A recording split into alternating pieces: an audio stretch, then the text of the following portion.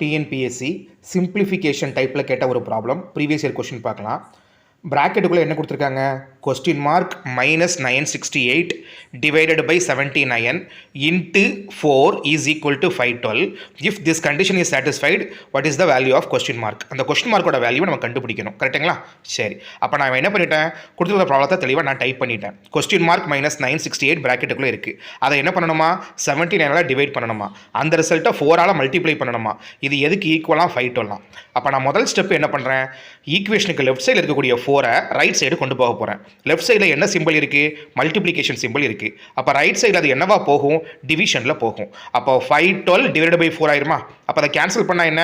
1 4 is 4, 2 4s are 8, மிச்சம் 32, 8 4s are 32. அப்போ 512 4ஆல் அடிச்சா எவ்வளோ கிடைக்கும்? 128 கிடைக்கும். அப்போ நமக்கு இப்போ ஈக்குவேஷன் எப்படி சிம்பிளிஃபை ஆகிட்டு? divided by 79 is equal to 128. இப்போ நான் என்ன பண்ண போகிறேன், ஈக்குவேஷனுக்கு லெஃப்ட் சைடு இருக்கக்கூடிய 79 ரைட் சைடு கொண்டு போகிறேன். அப்போ லெஃப்ட் சைடில் டிவிஷனில் இருந்தால் ரைட் சைடில் என்னவா போகும்? மல்டிப்ளிகேஷனில் போகும். அப்போ 128 into 79 போகுமா? அப்போ அதோட ஆன்சர் என்ன? 10112. சரி, இது எதோட ஆன்சர்? பிராக்கெட்டோட ஆன்சர்.